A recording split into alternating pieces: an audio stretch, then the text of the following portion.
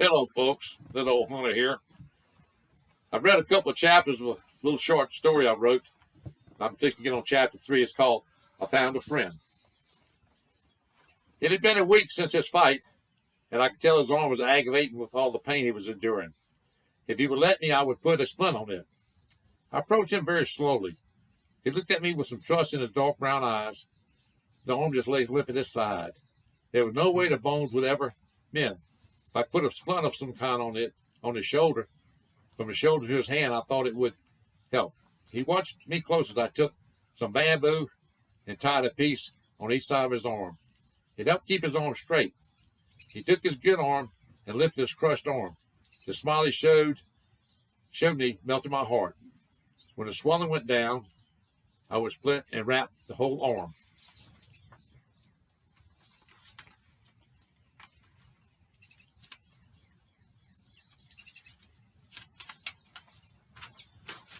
I cut some bamboo and made a shelter. Now we get out of the never-ending rain.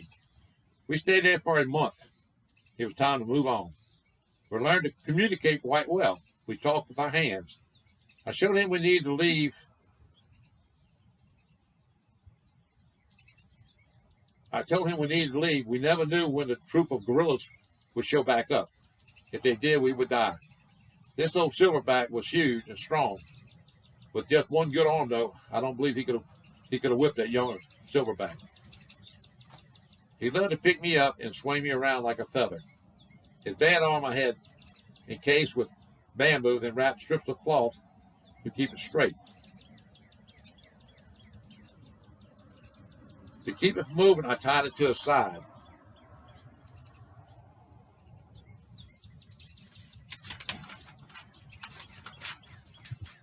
I was thinking one day as I watched him move rotten logs for the grubs he loved to eat. He tried to give me some, but I shook my head no. He gave me his big smile, showing all his big teeth. If he wanted to bite me in two, he could. I said to him, as strong as you are, I will call you Samson. Next morning, I showed him I was ready to leave. When I turned toward the river, he grabbed me, shaking his head no. His motion for me to follow him. He walked as if to enter the rain jungle. I did not refer to the survival book for the edible fruit. I just watched him. He did not like the fish I cooked, and I was glad. I would need the fish all day to feed him. We walked for 3 weeks.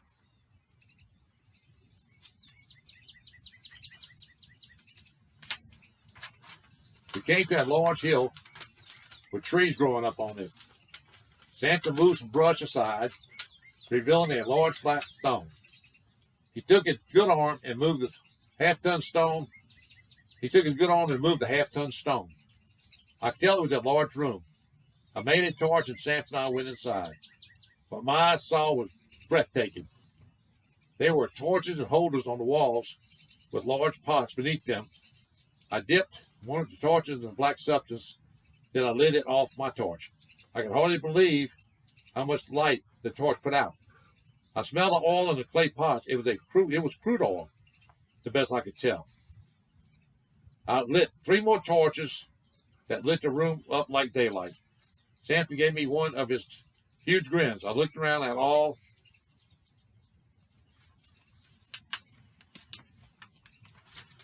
the gold statues, and in one corner, pots were filled with all kinds of precious gems. The other pots filled with gold nuggets, the size I have never seen before.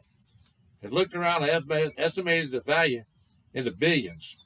I made $100 million with the stock market, and I knew it did not even halfway compare to what was in this room here. Samson went out and came back with an armload of ferns. When he laid them on the floor, I saw him making a bed. He pointed me then the bed, then gave me his big smile. We'd been staying in the temple for months. Samson and I were in no hurry to leave. We had a dry place to sleep with all the fruit we could eat. One day, Samson's mate showed up. Boy, was he ever pleased.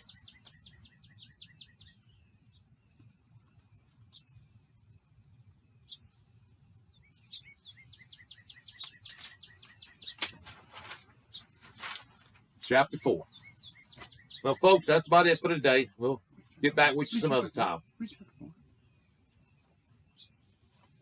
We got Hello, enough time. folks. I'll say we got enough time. He's going to go ahead and add chapter 4 here, everybody. Bonus. Hello, folks. Living a good life. We stockpiled fruit, so when it was raining, we stayed inside. Samson's maid did not like me. When I got close to her, she would growl and show her teeth. Samson would roll, growl, and cuff her upside her head. After a few weeks, she got used to me. A few times a week, I would float. A few times a week, I would catch fish from the stream that flowed close by. Samson's mate would not eat any. I got some seeds from my survival pack. Corn, squash, and peas. And planted a small garden.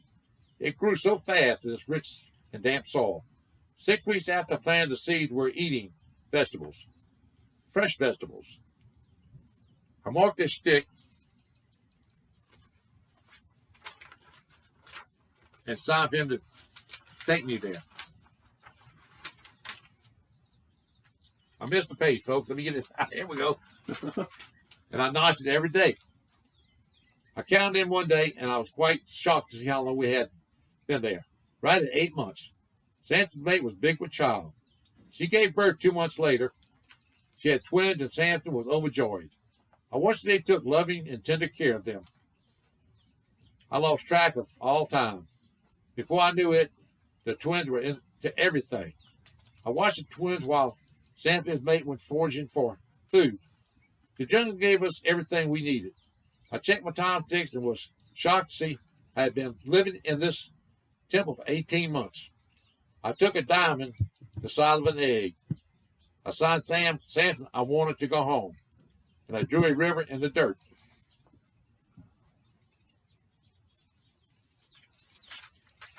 And signed for him to take me there. I could see his mate was with child again. We left the next morning and slowly made our way towards the Amazon River. 4 weeks later, we arrived at our destination. Next morning, I signed Samson I was going downstream. Him and his mate showed their teeth in a big grin. The twins hugged my legs, and I was off on a very long trip. Samson's family decided to go along. We were going along. We ended the trip 4 days when the trip ended 4 days later. Sometimes I have a hard time reading my writing. The trip ended when 4 days later a tree snake sank its fangs deep in my shoulder. My leg gave out and I hit the jungle floor. The fast-acting poison was paralyzing my whole body. Samson killed the snake and disappeared.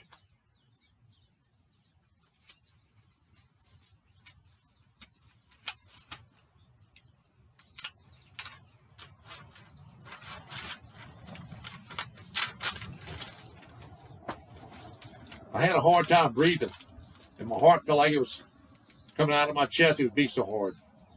Samson returned in a few minutes. I don't remember much after he returned.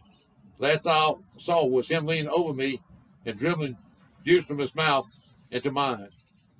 I woke the middle of the next day and looked at Samson and his mate. They both had big grins. I was able to get up at dark. Samson gave me fruit to eat. Samson gave me fruit to eat, and it had never tasted so good. The next day, I looked the snake up in the survival book. It was the most deadly snake known to mankind. And to my surprise, there was no antidote for the tree snake's poison. The snake was a bird eater, and it had over the years developed the poison to kill seconds. It had 2-inch fangs. Its head was extremely large. When it sank its fangs into a bird, it had half the bird in its mouth. The bird could not fly off. No one had ever survived this bite. I asked Samson to show what he had given me. He showed me a dark black root. The smell was like something old and dead. I put the root in my backpack. I would take it back to the modern world so an antidote could be made for the tree snake. I was looking at the 2-inch fangs, and I saw the points of the fangs were plugged with bone. The 2-inch fangs had hit my shoulder bone and got plugged. I had got a very small amount of the poison.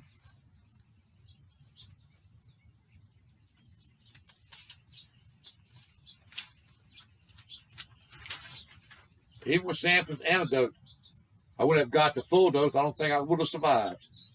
We camped for a week till I got all my strength back.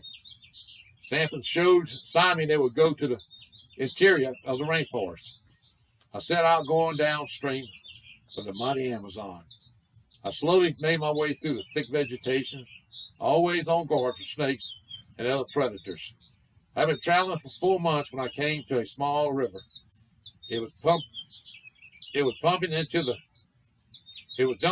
Amazon. I noticed how clear the water was. I took a long drink of this clear water, and it was fabulous. The water from the Amazon was dark and did not taste good at all. I got my fishing gear and caught fish for supper.